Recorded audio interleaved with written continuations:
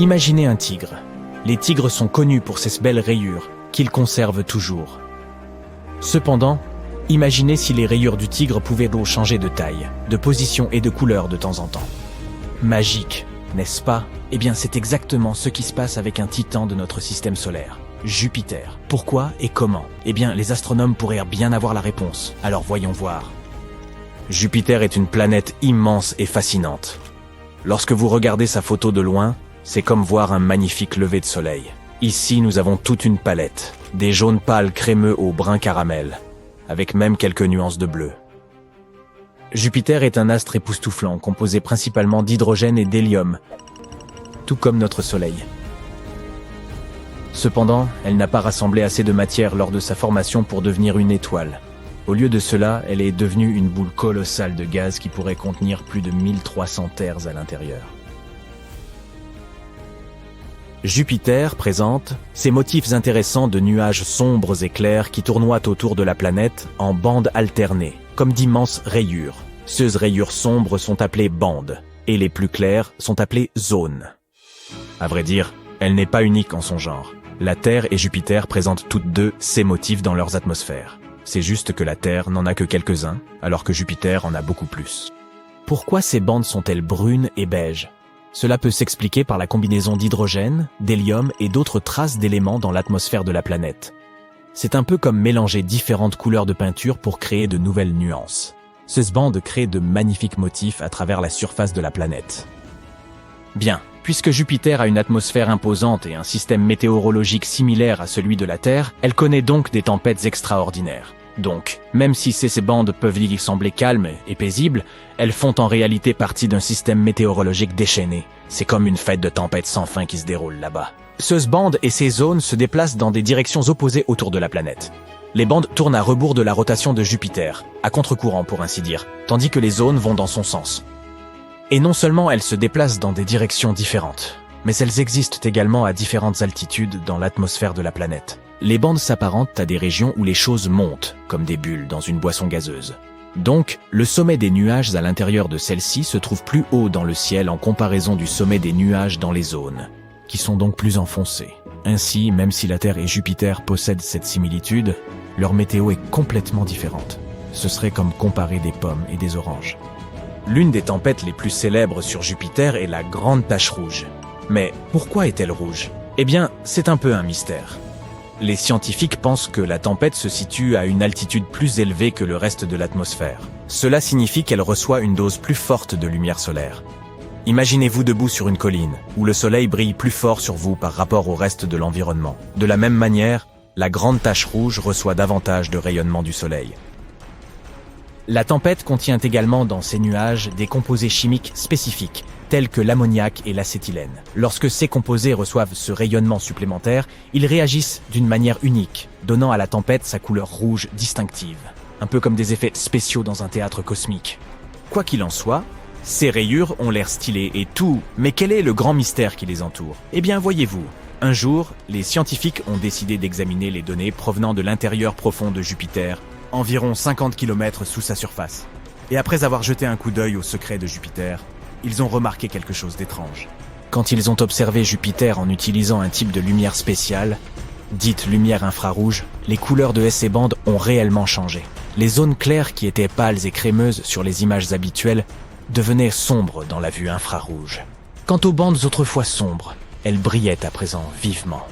Cela suggère quelque chose d'intéressant. Les bandes sur Jupiter ont une couverture nuageuse plus mince que les zones. C'est comme si elles portaient des tenues transparentes, tandis que les zones avaient des nuages plus épais, comme des doudounes moelleuses. Ainsi, ce que nous percevons comme des bandes sombres dans les images ordinaires se révèle être lumineux dans l'infrarouge, laissant entendre que ces ceintures ont moins de matière nuageuse, bloquant la lumière.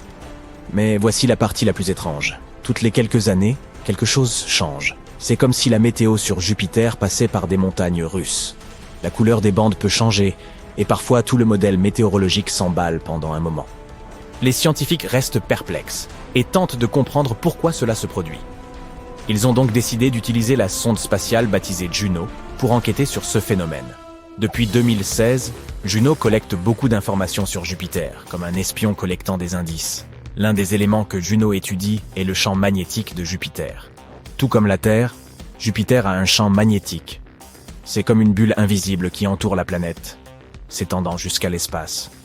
Ce champ magnétique est vraiment important car il protège la planète et tout ce qui s'y trouve. Il agit comme un bouclier contre les particules nocives de l'espace, comme celles provenant du Soleil. Mais Jupiter est bien plus grande que nous, donc son bouclier protecteur est beaucoup plus puissant. Les champs magnétiques sont générés par une chose appelée dynamo, qui agit comme un grand fluide conducteur tourbillonnant à l'intérieur de la planète. Ce fluide se déplace et tournoie, un peu comme une fête underground qui se passerait au plus profond de la planète. Ainsi, les scientifiques ont examiné les données collectées par Juno au fil des années et ont remarqué quelque chose d'intéressant. Le champ magnétique de Jupiter a ses propres petits mouvements, un peu comme lorsque vous voyez des vagues dans l'océan. Les scientifiques appellent ces mouvements des oscillations de torsion, qui est simplement une façon élégante de décrire des mouvements en forme de vagues. C'est comme si Jupiter faisait sa propre danse magnétique. Maintenant, imaginons que l'intérieur de Jupiter soit comme une énorme marmite de soupe en ébullition. Profondément à l'intérieur de Jupiter, il y a des courants lents qui transportent la chaleur vers le haut, à la manière d'un tapis roulant. Cette chaleur finit par atteindre la partie supérieure où nous voyons les nuages. Mais voici où les choses deviennent intéressantes. Imaginez que quelqu'un commence à remuer la soupe très rapidement, avec une cuillère. Ces mouvements magnétiques ondulatoires, les oscillations de torsion, agissent exactement comme cette cuillère. Ils créent un trouble qui perturbe les courants lents. Eh bien, cette perturbation a un grand impact sur la météo de Jupiter. C'est comme augmenter la chaleur de votre gazinière et changer la façon dont cuit la soupe. Les schémas de montée et de descente des nuages, que nous appelons ascendance et subsidence, se mélangent tous, un tourbillon dans la soupe. Nos astucieux chercheurs ont également remarqué quelque chose de particulier près de l'équateur de Jupiter. Ils ont découvert un point concentré de magnétisme appelé la grande tache bleue. Et devinez quoi? Ce point ralentit, comme s'il prenait une pause dans son mouvement habituellement rapide. Cela suggère qu'un nouveau type de mouvement ondulatoire, une nouvelle danse, est sur le point de commencer. Donc, pour résumer, les scientifiques ont eu une idée intéressante. Ces mouvements magnétiques ondulatoires, les oscillations de torsion, perturberaient les courants lents à l'intérieur de Jupiter, déréglant les motifs des nuages et provoquant des conditions météorologiques extrêmes. Et lorsqu'ils ont calculé le temps qu'il fallait à ces mouvements ondulatoires pour se produire, ils ont découvert qu'ils correspondaient aux mêmes périodes où les rayures de Jupiter changeaient. Ainsi, en termes simples, les chercheurs pensent que ces mouvements ondulatoires dans le champ magnétique de Jupiter provoquent des changements dans les rayures de la planète. Les pièces d'un puzzle se rassemblent. Les astronomes essaient toujours de comprendre pleinement pourquoi cela se produit, mais c'est un pas en avant excitant dans la compréhension des mystères de notre vaste univers. Mais il reste encore quelques mystères à résoudre. Pour trouver plus de réponses, les scientifiques doivent continuer à observer attentivement Jupiter à l'avenir. En observant comment les nuages changent, ils peuvent vérifier si leur théorie est correcte ou si elle doit être ajustée. De ces tempêtes massives à ces bandes colorées, Jupiter ne cesse de nous surprendre avec ses merveilles cosmiques. Elle ne scintille peut-être pas comme une étoile, mais elle brille intensément en tant que géante gazeuse, nous captivant par sa taille et sa beauté. Alors restez toujours curieux et gardez la tête dans les étoiles. On pourrait croire que la meilleure façon de se rendre sur une planète depuis la Terre est d'attendre patiemment qu'elle se rapproche le plus possible. Oui, la voilà. Et de décoller à bord d'une fusée orientée vers elle. Super, salut maman, à plus tard. Mais pourquoi cette méthode n'a-t-elle pas fonctionné? Tout d'abord, les planètes, y compris la nôtre, se déplacent constamment sur leur orbite elliptique à une vitesse de plusieurs dizaines de kilomètres par seconde. Votre fusée aurait donc besoin d'être placée sur une orbite elliptique, n'est-ce pas? C'est un peu comme viser une cible mouvante avec une fléchette ou organiser une fête surprise pour un ami. Vous ne voudriez pas crier « surprise » au mauvais moment. De même, lorsque nous envoyons des véhicules spatiaux vers d'autres planètes, nous souhaitons utiliser le moins d'énergie possible. Et pour atteindre n'importe quelle planète de la manière la plus simple, vous avez besoin d'une astuce spéciale qu'on appelle orbite de transfert de Hohmann. Imaginons que vous souhaitiez vous rendre sur Mars. Vous devez attendre que la Terre et la planète rouge soient dans les bonnes positions afin de ne pas vous perdre ou de ne pas tomber en panne de carburant à mi-chemin. Un voyage utilisant une orbite de transfert de Hohmann prendrait environ 259 jours. En effet, l'orbite de transfert entre la Terre et Mars prend 517 jours, et le voyage vers Mars correspond à la moitié de cette orbite. Mais ne pourrait-on pas voyager plus vite? Oui, mais cela nécessiterait beaucoup plus de carburant, ce qui compliquerait le lancement, car la fusée serait trop lourde. En fait, ce serait un peu comme un chien qui se mord la queue. Si vous pouviez voyager à la vitesse de la lumière, le voyage vous prendrait 12,5 minutes. De plus, lorsque votre fusée atteint enfin l'autre planète, elle doit encore ralentir pour se mettre en orbite autour d'elle ou pour atterrir à sa surface. Cela signifie qu'elle utilisera encore plus d'énergie, même s'il y a des moyens d'en économiser un peu, par exemple en utilisant des parachutes ou le dispositif de freinage aérodynamique. C'est un peu comme si vous faisiez du skateboard et que vous deviez vous arrêter. Vous ne vous écraseriez pas contre un mur, vous utiliseriez votre pied ou quelque chose d'autre pour ralentir progressivement. Voyager vers Vénus est un peu plus rapide. Il vous faudrait environ 146 jours. Ce n'est pas si mal, mais le problème, c'est qu'il vous faudrait attendre environ 2 ans avant de revenir sur Terre. En effet, les planètes doivent se réaligner correctement pour que le vaisseau spatial puisse rejoindre l'orbite de la Terre. Au total, un voyage aller-retour vers Vénus prendrait donc environ 2 ans et 1 mois, temps d'attente compris. Et ce temps d'attente ne serait pas très agréable, étant donné qu'il s'agit de la planète la plus chaude de notre système solaire. Supposons que vous souhaitiez vous rendre sur Jupiter. Combien de temps cela prendra-t-il? Cela dépend de beaucoup de choses, notamment de sa position. De plus, à quelle vitesse voyageriez-vous? Si vous voulez utiliser le meilleur de la technologie actuelle, sachez qu'il a fallu un peu plus d'1 an au vaisseau spatial le plus rapide jamais construit, New Horizons de la NASA, pour atteindre Jupiter. Mais n'oubliez pas que la mission de New Horizons n'était qu'un simple survol. La sonde ne s'est pas mise en orbite autour de Jupiter. Si vous vouliez rester en orbite et explorer Jupiter de près, cela prendrait beaucoup plus de temps. Il ne s'agit donc certainement pas d'un voyage d'un week-end. Avec le transfert de Hohmann, il vous faudrait plusieurs années pour atteindre Jupiter. En effet, le transfert de Hohmann consiste à transférer un objet d'une orbite à une autre. Jupiter se trouve sur une orbite plus élevée que celle de notre planète. Ainsi, pour effectuer le transfert, votre fusée devra emprunter une trajectoire qui l'amènera à dépasser l'orbite de notre géante gazeuse. La fusée doit donc accélérer lorsqu'elle se rapproche de Jupiter pour éviter de retomber vers le Soleil, puis ralentir lorsqu'elle dépasse Jupiter pour éviter de s'envoler dans l'espace. C'est un peu comme quand une voiture accélère pour gravir une colline et ralentit pour redescendre de l'autre côté. C'est ainsi que la sonde utilise la gravité de Jupiter pour se mettre en orbite autour de cette planète. Il est difficile de déterminer la distance exacte entre Jupiter et la Terre. Elles tournent toutes deux autour du Soleil en suivant des trajectoires ovales différentes. Parfois, elles sont très proches l'une de l'autre, et d'autres fois, elles sont très éloignées. En bref, elles jouent constamment au chat et à la souris. Mais en moyenne, elles se trouvent à 714 millions de kilomètres l'une de l'autre. Lorsque Jupiter est à sa distance maximale de la Terre, elle se trouve à 967 millions de kilomètres. Cela équivaut à faire 24 000 fois le tour de la Terre. Mais si vous pouviez vous rendre sur Jupiter à la vitesse de la lumière, vous y arriveriez en à peu près 40 minutes. Il y a un engin spatial très rapide dont nous devons parler, la sonde solaire Parker. Imaginez que vous vous trouviez sur des montagnes russes dernier cri qui se déplacent à des vitesses incroyables et même difficilement concevables. Ces montagnes russes seraient en fait notre sonde solaire Parker, qui se rapproche de plus en plus du Soleil, battant au passage des records de vitesse. Lors de son 10e survol du Soleil en novembre 2021, la sonde solaire Parker a réussi à atteindre une vitesse maximale de plus 586 000 km/h. Cela équivaut à faire le tour de la Terre en quelques minutes seulement. Et écoutez bien, lorsque l'engin en question se rapprochera encore plus du Soleil en décembre 2024, il devrait atteindre une vitesse de 690 000 km/h. Mieux vaut donc manger léger avant de se lancer dans un tel voyage.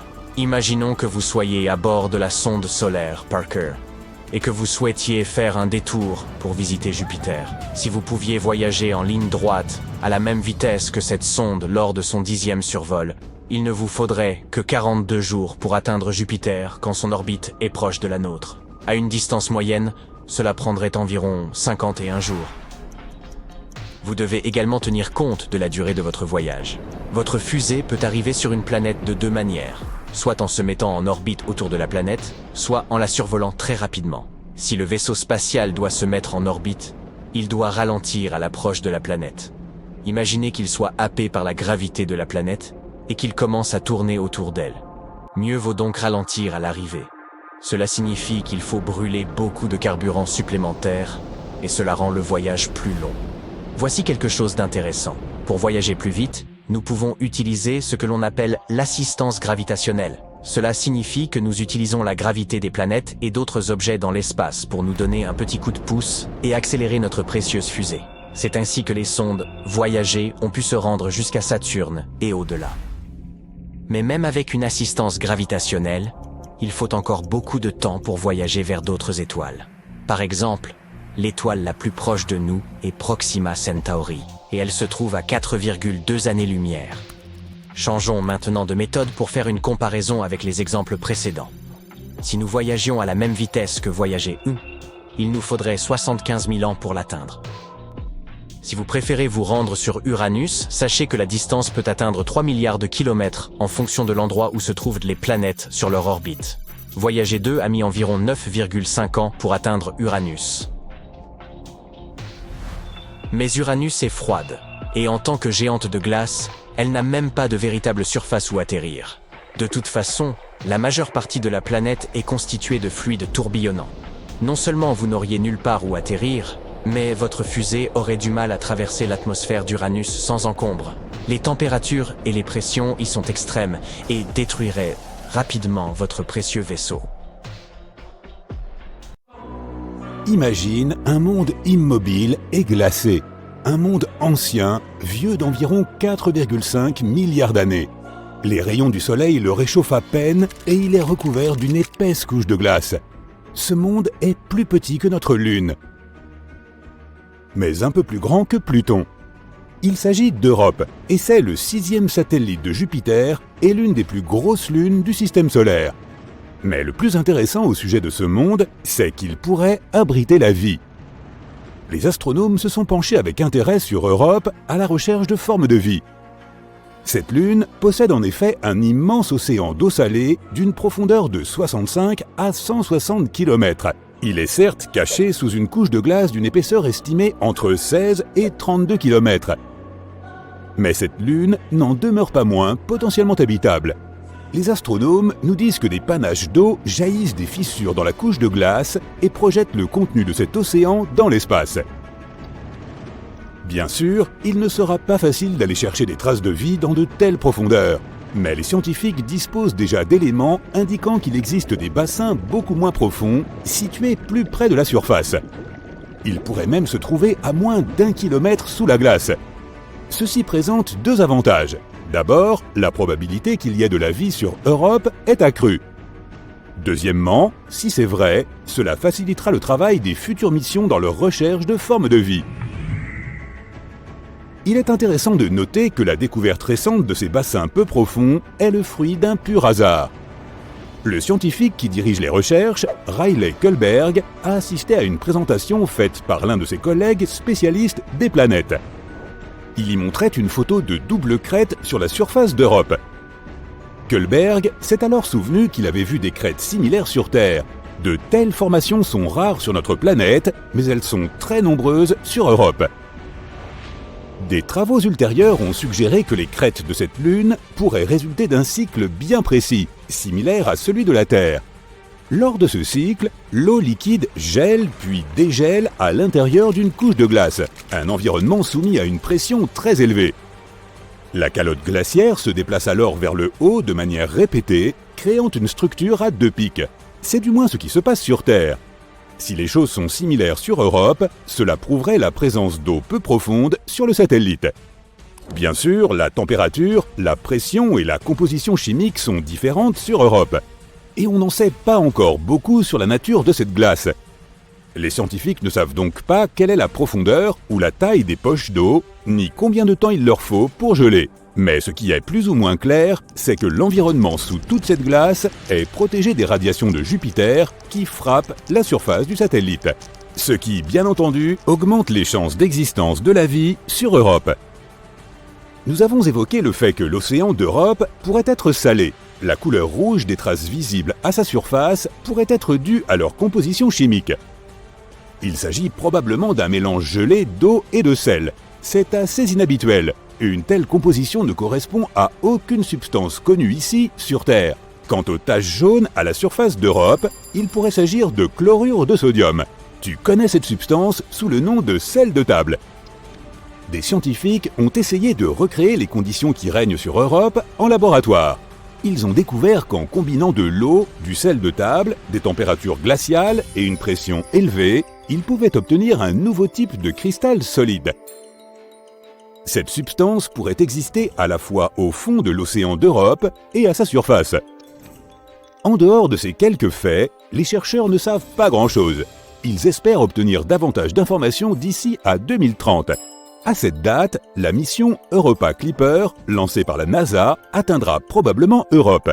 Cette mission effectuera plusieurs survols rapprochés et tentera de déterminer si une quelconque forme de vie peut y exister.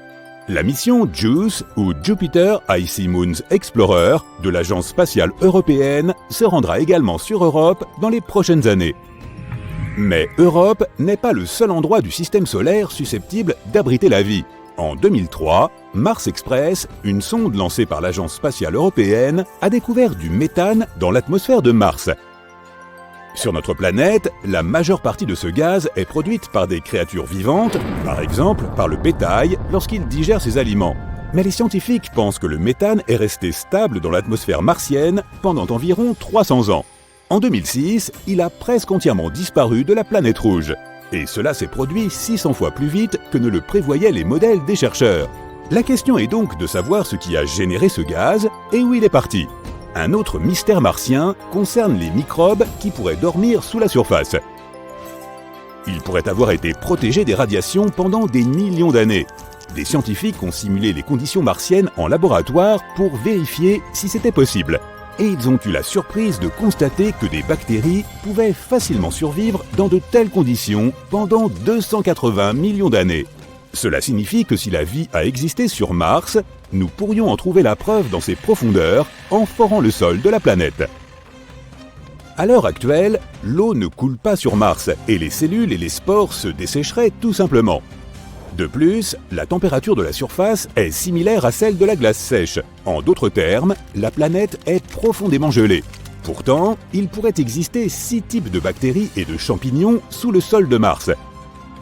La plus probable d'entre elles est surnommée bactérie Conan, car elle est très résistante. L'avenir nous en dira plus. Passons maintenant à Vénus.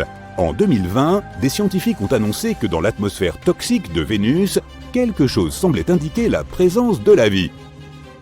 Hélas, les scientifiques ne disposaient d'aucune preuve, car ils n'avaient pas la possibilité de collecter des spécimens de microbes ni de prendre des photos. Mais ils ont affirmé avoir découvert une substance chimique appelée phosphine, et ce fut un événement important. Si ce n'était pas un élément encore inconnu qui produisait ce gaz, il pouvait s'agir d'une forme de vie microbienne. La phosphine est composée de 3 atomes d'hydrogène et d'un atome de phosphore. Ce gaz est toxique pour toute forme de vie dépendant de l'oxygène, par exemple pour l'homme. Sur notre planète, la phosphine se trouve dans des endroits où il n'y a pas ou peu d'oxygène, comme dans les marécages. Ce gaz est produit par des mélanges de bactéries. Il peut également être produit de manière industrielle. Mais il ne devrait pas y avoir de phosphine dans l'atmosphère de Vénus. Ce gaz a besoin d'une pression et de température bien précises, ainsi que d'immenses quantités d'hydrogène. Il ne serait pas étonnant d'en trouver sur Saturne ou Jupiter, les fameuses géantes gazeuses. Mais sur Vénus, c'est très inattendu. Il est impossible que la phosphine soit produite naturellement sur cette planète. De minuscules quantités peuvent être créées lors d'éruptions volcaniques, d'orages ou lorsque des minéraux sont projetés ou que des météorites pénètrent dans l'atmosphère. Mais les scientifiques ont cru en avoir observé des quantités très importantes. Cela aurait dû éveiller leurs soupçons, mais ils étaient trop heureux de leur découverte. Selon eux, cela pouvait donc signifier qu'il y avait de la vie sur Vénus. Mais même si ce gaz a été créé par des organismes, une question demeure. Comment ont-ils survécu sur cette planète ? Sur la nôtre, certains microbes peuvent vivre dans des environnements dont l'acidité atteint 5%, mais pas plus. Or, sur Vénus, les nuages sont presque entièrement constitués d'acide, avec plus de 90% d'acide sulfurique. L'atmosphère de cette planète est également 50 fois plus sèche que l'endroit le plus sec de notre planète. En 2022, grâce à des télescopes à très haute résolution, on a pu déterminer qu'il n'y avait pas de phosphine dans l'atmosphère de Vénus. Et s'il y en avait, ce n'était qu'une très petite quantité. Nous devons donc continuer à chercher des traces de vie dans des régions encore plus éloignées. Il n'y a presque aucune similitude entre la Terre et Jupiter. La nôtre est une petite planète toute gentille avec des plantes et des pandas mignons.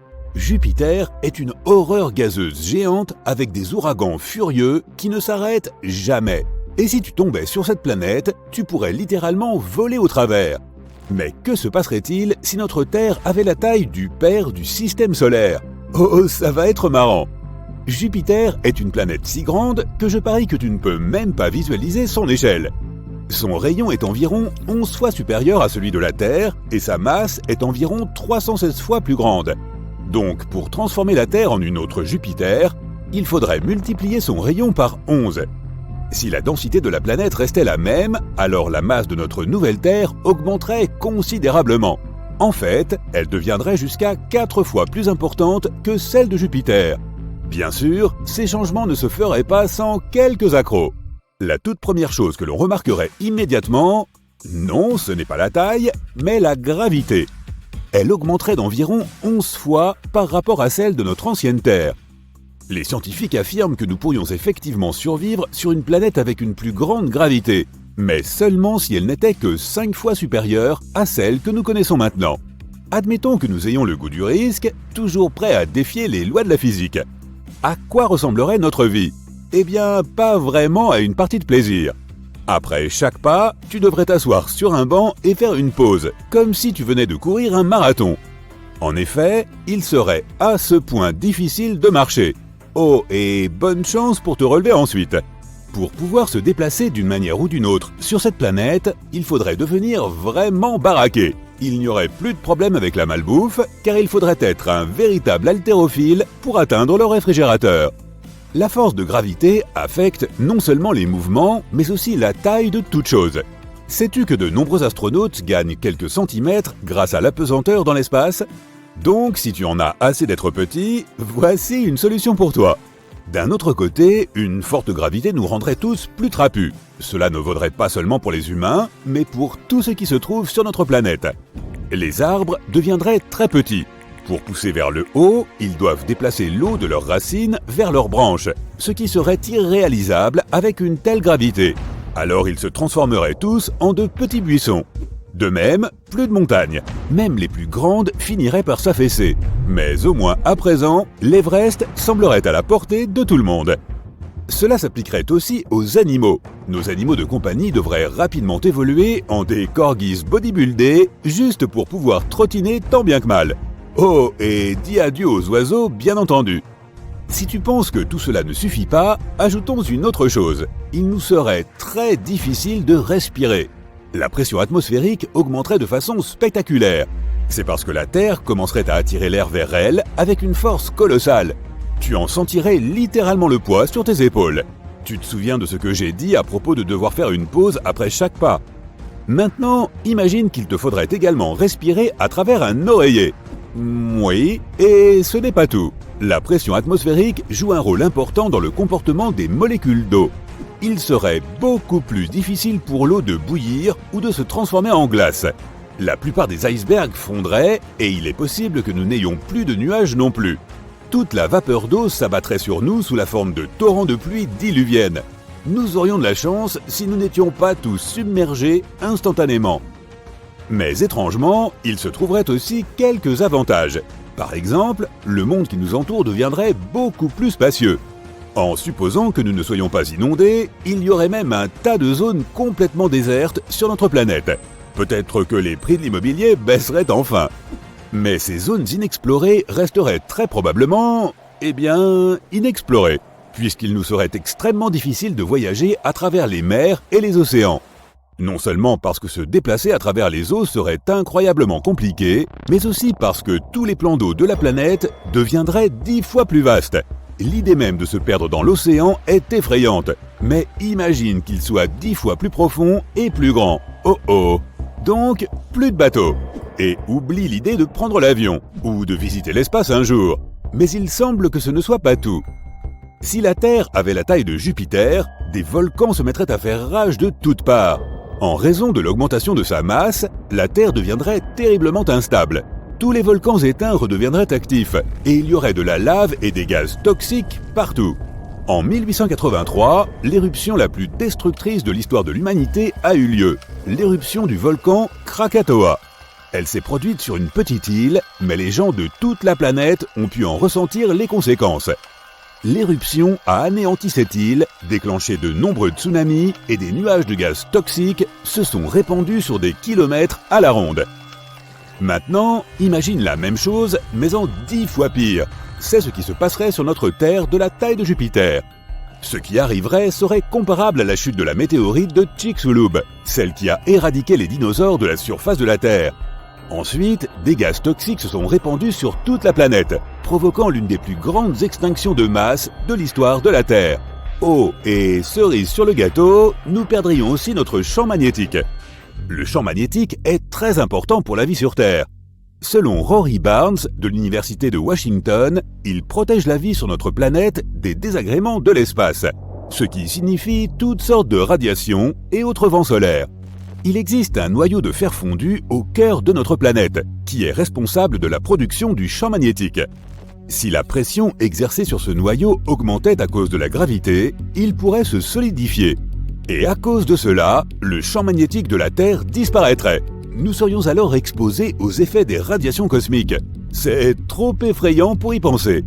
Très bien, maintenant nous savons que vivre sur cette nouvelle Terre serait un véritable cauchemar. Mais qu'en est-il de l'espace extra-atmosphérique ? Tu as probablement entendu dire que Jupiter, grâce à sa forte gravité, nous protégeait des astéroïdes. Eh bien, c'est nous qui hériterions de ce sale boulot. Jupiter rencontre environ 24 000 impacts par an, et ce serait désormais notre destin. Tu te souviens que j'ai parlé de la météorite de Chicxulub ? Des tragédies similaires arrivent à notre planète une fois tous les 100 millions d'années environ. Mais si elle acquérait la taille de Jupiter, ces machins nous rendraient visite tous les vendredis soirs. De plus, nous devrions dire bye-bye à notre Lune. Notre satellite naturel est trop proche de nous. Donc, si la Terre grandissait, ce serait une véritable catastrophe. Nous regarderions littéralement la Lune se déchirer dans le ciel. Bien sûr, après cela, tous ces fragments s'écraseraient sur nous. Une théorie affirme qu'il y a des milliards d'années, la Lune s'est pour ainsi dire séparée de la Terre et que ces morceaux se sont rassemblés en une boule. En l'occurrence, ce serait comme regarder sa formation se rembobiner. Et même si la Lune survivait à cela, en restant en quelque sorte dans l'orbite de la Terre, les changements dans nos marées seraient tout de même spectaculaires. Les conséquences de ces altérations seraient absolument imprévisibles, mais il est plus que probable qu'une série de tsunamis en fasse partie. D'un autre côté, nous gagnerions probablement quelques nouvelles lunes. Jupiter en compte jusqu'à 79. Ce serait probablement un spectacle à couper le souffle. Si seulement les nuages de gaz de toutes ces éruptions volcaniques ne bloquaient pas la vue. De plus, l'apparition d'une deuxième planète géante aurait des conséquences importantes pour tout le système solaire. Ne t'inquiète pas, les autres planètes ne s'écraseraient pas directement sur nous. Beaucoup de gens sous-estiment à quel point les planètes sont éloignées les unes des autres. Mais toutefois, la nouvelle Terre décalerait un peu les orbites des autres planètes et affecterait leur vitesse de rotation. Et la Terre elle-même tournerait autour du Soleil beaucoup plus lentement, en raison de son énorme masse. Par exemple, une année sur Jupiter équivaut à 12 années terrestres. Tout cela, bien sûr, affecterait grandement les saisons et le climat en général. Alors, y aurait-il encore de la vie sur Terre ? C'est une question pour le moins audacieuse. Mais si un jour nous parvenons à trouver une super-Terre habitable, d'une taille proche à celle de Jupiter, il serait très intéressant d'y jeter un coup d'œil. Alerte aux ouragans! Tout le monde se cache. La vitesse du vent dehors est de plus de 120 km/h. Cela semble beaucoup, mais voici une tempête qui se déplace à 645 km/h. Attends, de telles vitesses sont possibles ? Eh oui, mais pour assister à une tempête aussi puissante, tu devras te rendre jusqu'à Jupiter. Alors que le voyage commence. La planète est énorme, près de 1300 terres pourraient tenir à l'intérieur de cette géante. Elle est aussi incroyablement chaude, les températures atteignant environ 23 800 degrés Celsius au cœur de la planète. Malheureusement, tu ne peux pas atterrir à la surface de Jupiter, car étant une géante gazeuse, elle n'a pas de surface solide. Mais tu peux aller plus loin dans l'atmosphère de Jupiter. Regarde ces épais nuages bruns, jaunes, rouges et blancs qui glissent tout autour. Ce sont eux qui donnent à la planète son aspect coloré et un peu strié. Si tu continues à descendre vers le centre de la planète, tu verras son atmosphère, principalement composée d'hydrogène et d'hélium gazeux, se liquéfier. Cela se produit en raison de l'immense pression atmosphérique. Le noyau de la planète lui-même est un objet mystérieux.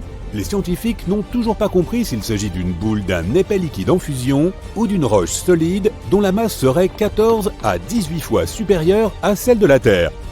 De toute façon, l'exploration de Jupiter n'est pas le but principal de ton voyage. Et non, tu t'es rendu ici pour voir la Grande Tache Rouge. C'est une énorme tempête qui fait rage dans l'hémisphère sud de la géante gazeuse. Ses plus hautes strates s'élèvent à plus de 8 km au-dessus du sommet des nuages environnants. La tempête elle-même est 1,3 fois plus grande que notre planète. En 2017, la sonde spatiale Juno de la NASA a réussi à collecter de nombreuses données sur la tache rouge. Et il s'est avéré que cette tempête monstrueuse descendait à plus de 320 km dans l'atmosphère de la planète. C'est 30 à 100 fois plus profond que n'importe quel océan sur Terre. Mais ces mesures sont probablement imprécises, et les véritables racines de la tempête pourraient être encore plus étendues. La Grande Tache Rouge est plus froide que le reste de l'atmosphère. Et n'oublie pas que les températures de Jupiter sont de moins 148 degrés Celsius au sommet des nuages.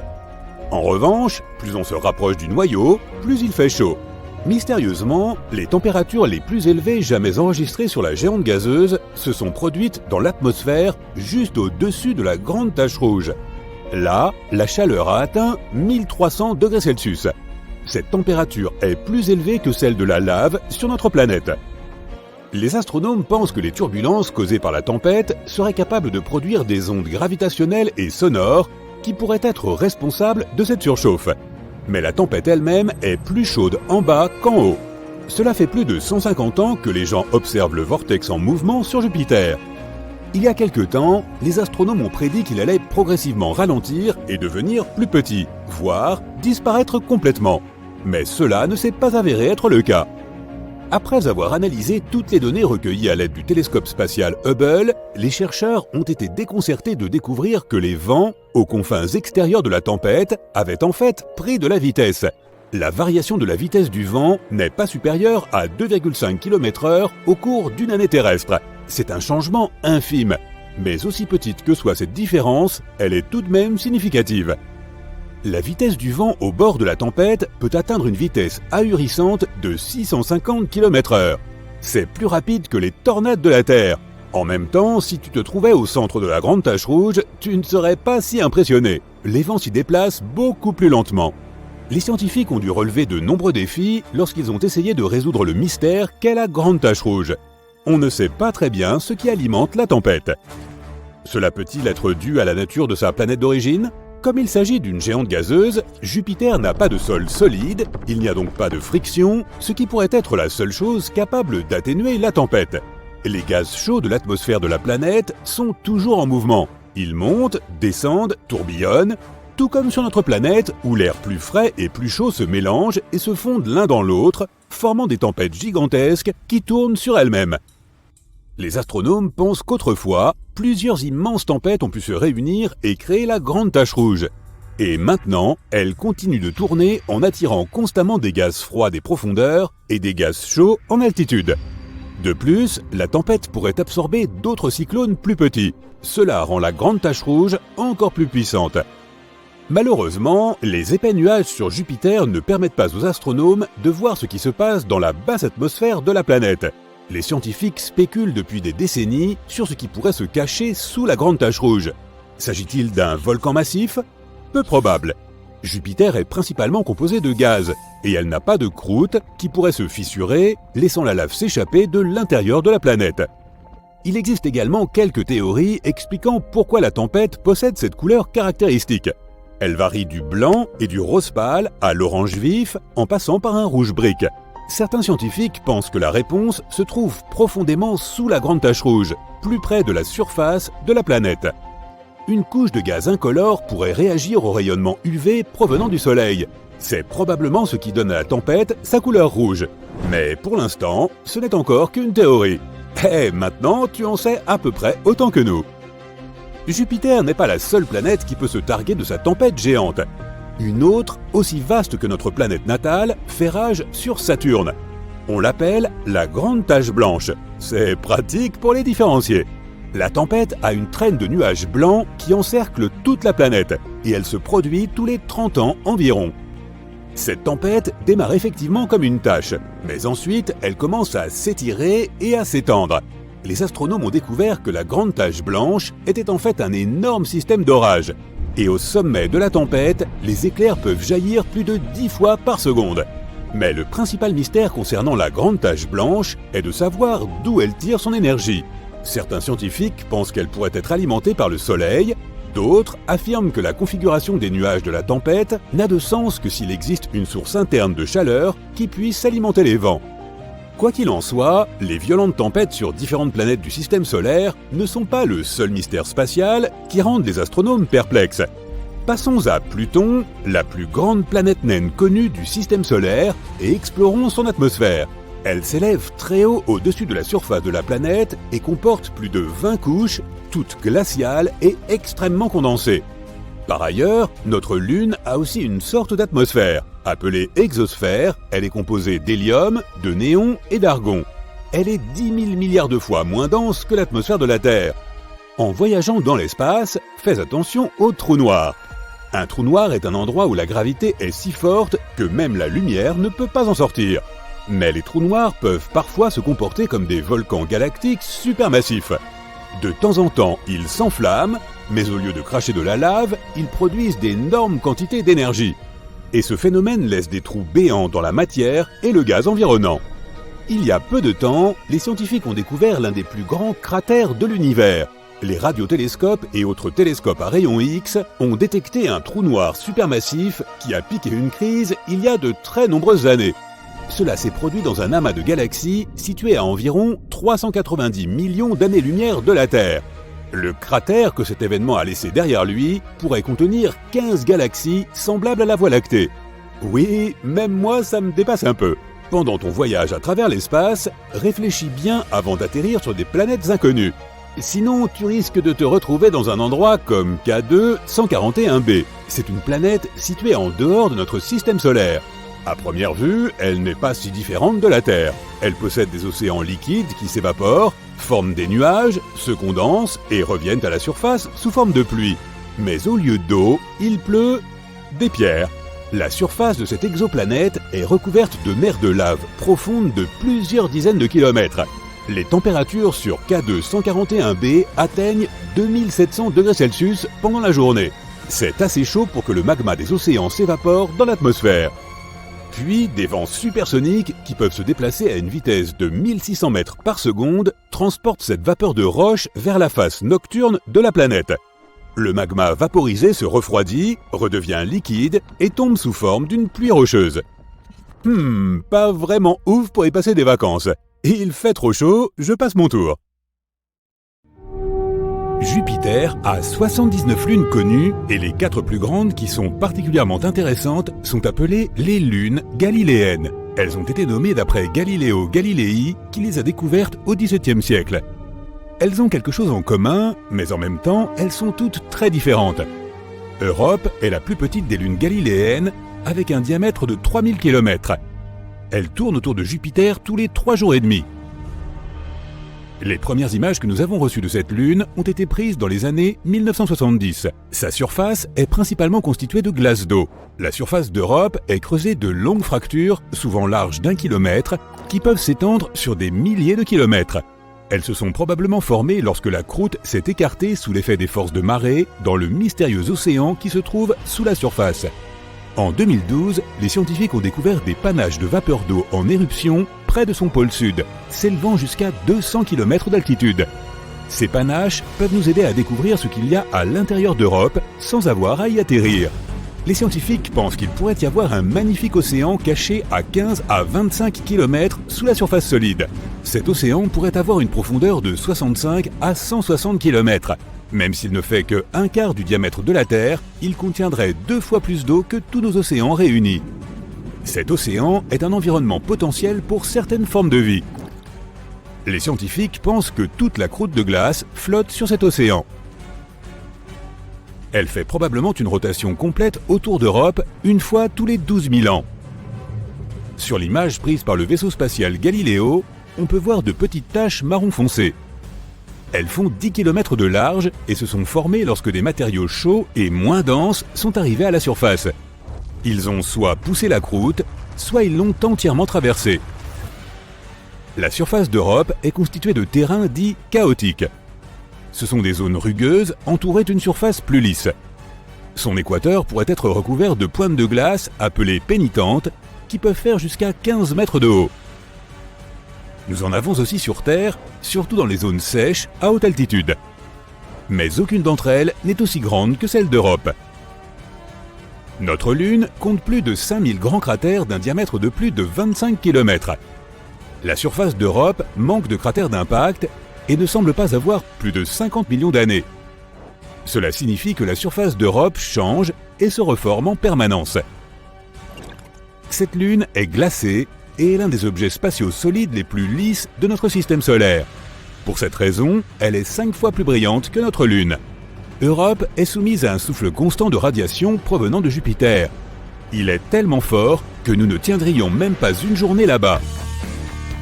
Europe est 5 fois plus éloignée du centre de notre système solaire que la Terre, ce qui signifie qu'elle ne reçoit presque pas de chaleur du Soleil. Elle peut donc rester gelée, puisque la température moyenne est de moins 160 degrés Celsius à l'équateur et de moins 220 degrés Celsius au pôle. Il y a environ 40 ans, la sonde spatiale Voyager 1 s'est approchée de la lune rocheuse Io et a découvert que c'est une championne volcanique de notre système solaire. Io est la 5e lune la plus proche de Jupiter. Elle a 4,5 milliards d'années, presque le même âge que Jupiter elle-même. Sa taille est similaire à celle de notre Lune et elle a même une densité et une gravité similaires. De nombreuses lunes de notre système solaire sont composées de silicates et de glace d'eau, mais Io est faite de roches de fer et de silicates. Tu pourras voir de magnifiques aurores polaires sur Io. Comme cette lune tourne autour de Jupiter, les aurores changent de luminosité en permanence, mais elles sont toujours là. Io est relativement proche de Jupiter, à près de 420 000 km au-dessus du sommet de ses nuages. Si tu pouvais te tenir sur Io et regarder Jupiter, elle apparaîtrait presque 40 fois plus grosse que notre Lune dans le ciel. Observer les étoiles là-bas serait incroyable. Io a besoin de 42,5 heures pour tourner autour de Jupiter. Notre Lune a besoin de presque un mois. À certains moments, l'effet de marée d'Io peut atteindre jusqu'à 100 mètres. C'est similaire à ce que nous avons sur Terre. La gravité de notre Lune provoque des marées océaniques. Io n'a pas d'océan, mais le sol lui-même bouge. Il monte et descend. Un peu comme un ascenseur qui monte et descend dans un immeuble de 30 étages. La gravité de Jupiter et de ses autres grosses lunes affecte Io. C'est pourquoi les marées du sol solides à sa surface sont plus de 5 fois supérieures aux plus hautes marées océaniques de notre planète. Tout cela rend Io si chaude à l'intérieur que certains de ses matériaux internes fondent, bouillonnent et tentent de s'échapper par tous les moyens possibles. Cela finit par créer un trou dans le sol qui se transforme ensuite en volcan. En termes volcaniques, Io est le corps le plus actif de notre système solaire.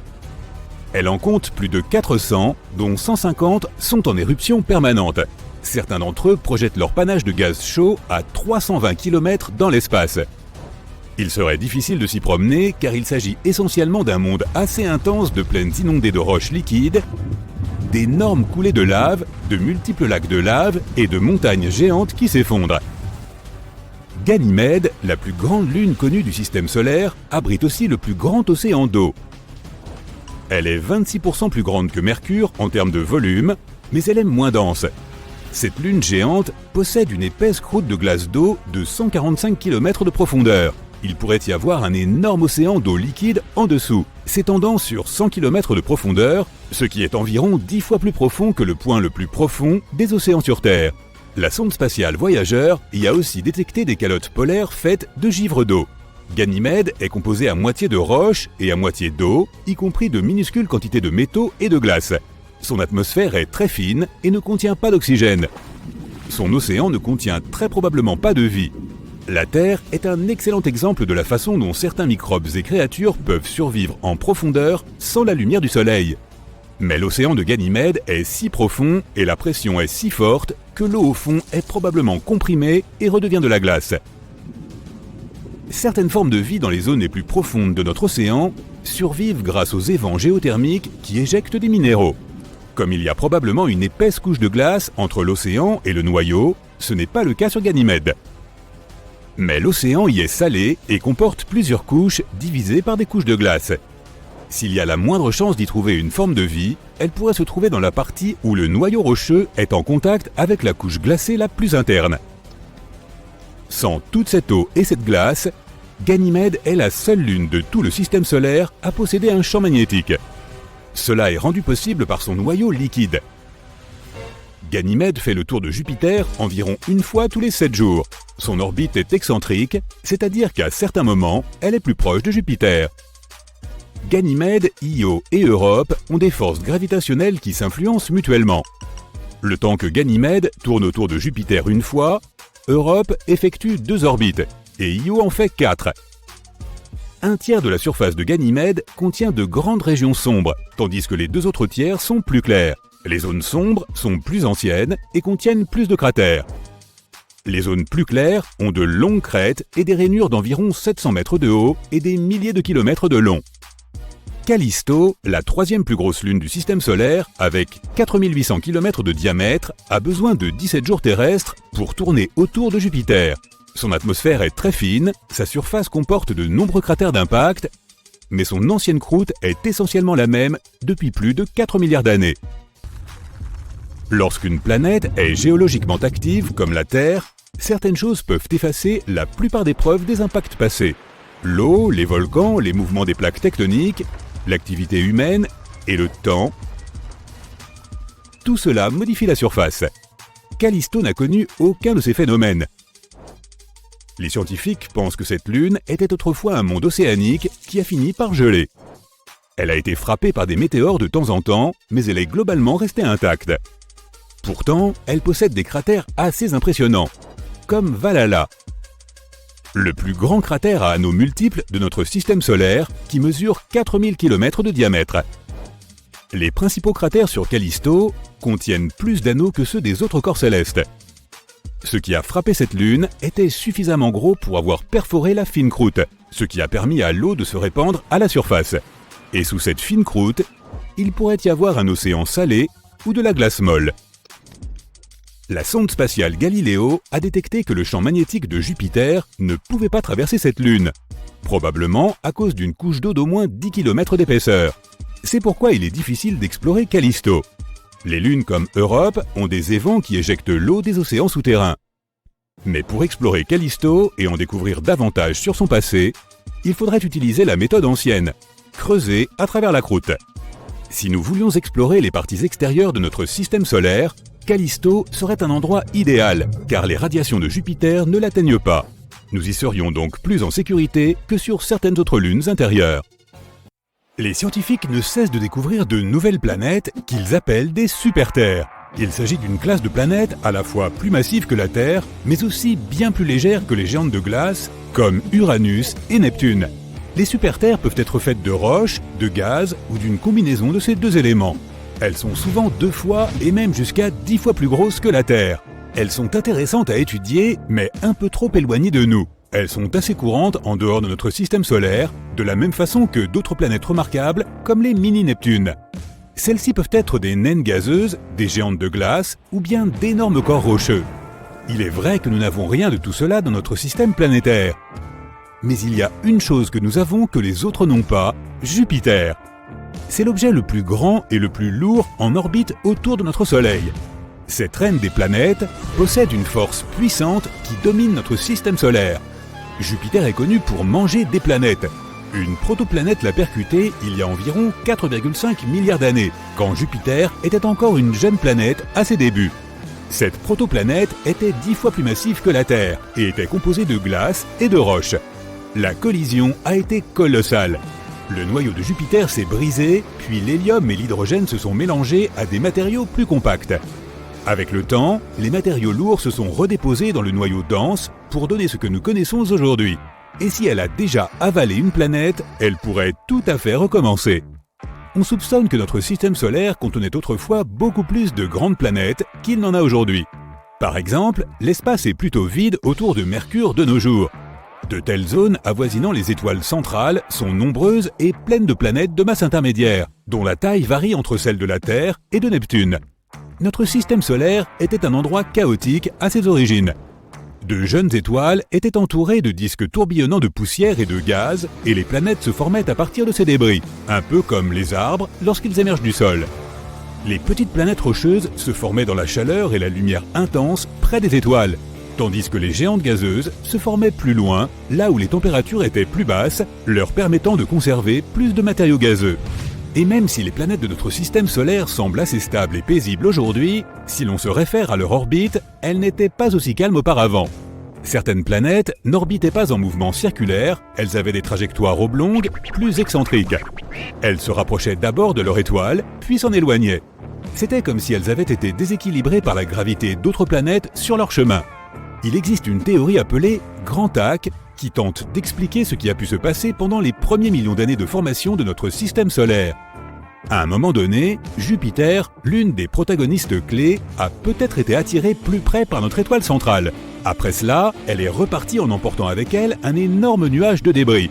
Cela a pu ressembler à un voilier virant de bord autour d'une bouée, perturbant d'une certaine façon les planètes en train de se former aux alentours. Après la formation complète de Saturne, nos proches voisins du système solaire se sont quelque peu éparpillés. Mais si l'hypothèse du Grand Tac est avérée, Jupiter s'est mis à capturer tout ce qui se trouvait sur son chemin, et ces migrations ont provoqué davantage de collisions dans les parages. Cela expliquerait pourquoi certains astres se sont pulvérisés et dévorés mutuellement. Jupiter a peut-être fourni une partie de l'eau qui compose aujourd'hui nos océans. Elle est aussi escortée de nombreux astéroïdes qu'elle expédie parfois dans l'espace interstellaire ou parmi les planètes de notre système solaire. Elle a même possiblement contribué à l'extinction des dinosaures il y a 66 millions d'années, lorsque l'énorme roche spatiale a frappé la Terre, laissant derrière elle un cratère au large de la péninsule du Yucatan, au Mexique. L'impact a également provoqué des tremblements de terre, des éruptions volcaniques et des tsunamis avec d'énormes conséquences pour la vie de la faune et de la flore terrestre. Personne ne connaît sa provenance. On ne sait même pas s'il s'agissait d'un astéroïde ou bien d'une comète. Une théorie indique que ce pourrait être une comète provenant du nuage d'Oort, composé de débris glacés et situé quelque part à la périphérie de notre système solaire. Elle aurait pu être déviée de sa trajectoire par Jupiter et sa puissante force gravitationnelle. Ainsi, notre système solaire ressemblait à une sorte de flipper où Jupiter, la plus grosse planète, précipite les comètes en approche sur des orbites passant aux abords du Soleil. Une fois à proximité, elles peuvent subir de puissantes forces de marée qui les brisent en morceaux jusqu'à finir en éclats de comètes. Cet événement a marqué le début du règne de nos ancêtres, les mammifères. Cela signifie que sans Jupiter, nous ne serions peut-être pas là, et la Terre non plus. Il semblerait donc que la plus grosse planète du système solaire soit arrivée en force, détruisant des planètes plus anciennes et ouvrant la voie à des mondes plus petits comme le nôtre. Jupiter a pu être la raison pour laquelle nous ne pouvons pas trouver la planète 9 à l'heure actuelle. Les scientifiques estiment qu'elle existe et qu'elle pourrait se cacher quelque part au-delà de Neptune, mais pas plus loin que Pluton. Il y a 3 zones dans notre système solaire: les planètes intérieures, les planètes extérieures et tout ce qui se trouve au-delà. La mystérieuse planète pourrait avoir la taille de la Terre ou de Mars. Elle aurait tournoyé parmi les géantes gazeuses avant d'être finalement balayée vers la limite externe de notre système solaire, voire même quelque part dans l'espace profond. Jupiter est zébré en raison des différences de température, de gaz atmosphérique et de composition chimique. Les scientifiques pensaient auparavant que la source de ces différences de couleurs était le redoutable vent atmosphérique et les matières circulant entre les couches de l'atmosphère. On sait maintenant que les bandes de couleur claire, appelées aussi zones, indiquent l'endroit où le gaz s'élève. A l'inverse, les bandes de couleur sombre, que l'on appelle ceintures, révèlent où le gaz s'enfonce. Les lunes de Jupiter pourraient aussi causer ces rayures car elles tirent sur ces cellules de convection atmosphérique. Au centre de Jupiter se trouve un noyau dense et liquide composé d'hélium et d'hydrogène métallique mêlés à d'autres éléments plus lourds et dissous. En s'éloignant de son centre, la température et la pression à l'intérieur de la planète diminuent. Ainsi, l'intérieur liquide laisse place aux gaz de l'atmosphère, à nouveau principalement de l'hélium et de l'hydrogène. Personne ne sait à quelle profondeur se trouve cette frontière liquide-gazeuse, mais la planète est probablement entièrement liquide à quelques milliers de kilomètres sous ses sommets de nuages. Jupiter serait encore plus grande que d'autres géantes comme Saturne si l'on pouvait lui retirer ses gaz. On qualifie parfois Jupiter d'étoile ratée, alors que ce n'est pas tout à fait ça. Elle est principalement composée d'hydrogène comme les étoiles, mais elle n'est pas encore assez massive pour déclencher des réactions thermonucléaires dans son noyau, ce qui à terme achèverait de la transformer en véritable étoile. En théorie, tout objet peut devenir une étoile si on y ajoute assez de matière. Avec une masse suffisante, la température et la pression interne augmenteront jusqu'à déclencher des réactions thermonucléaires. Pour transformer Jupiter en une étoile comme le Soleil, il faudrait la rendre 1000 fois plus massive. Mais pour former une naine rouge qui est plus froide, il nous faudrait augmenter sa masse de 80 fois seulement. Ainsi, Jupiter ne deviendra pas spontanément une nouvelle étoile de notre système solaire, mais si de nombreux objets spatiaux de masse similaire entrent en collision avec elle, ou en d'autres termes, si Jupiter les mange, on ne sait jamais. Mais en théorie, si elle pouvait devenir une étoile massive, elle aurait empêché d'autres planètes de se former sur des orbites stables. Elle aurait aussi augmenté la quantité de radiation qu'elles reçoivent, rendant alors très difficile le développement de la vie dans notre système solaire. Jupiter est la planète qui tourne le plus vite dans notre système solaire. Il ne lui faut que 10 heures pour faire une rotation complète sur son axe, malgré sa taille immense, plus de 300 fois celle de la Terre. Elle est aussi 2,5 fois plus massive que toutes les autres planètes de notre système solaire réunies. Mais si elle venait à prendre encore plus de masse, elle rétrécirait. De la masse supplémentaire rendrait Jupiter plus dense, ce qui signifie qu'elle commencerait à s'effondrer sur elle-même. Ainsi, elle pourrait gagner jusqu'à 4 fois sa masse en gardant toujours la même taille.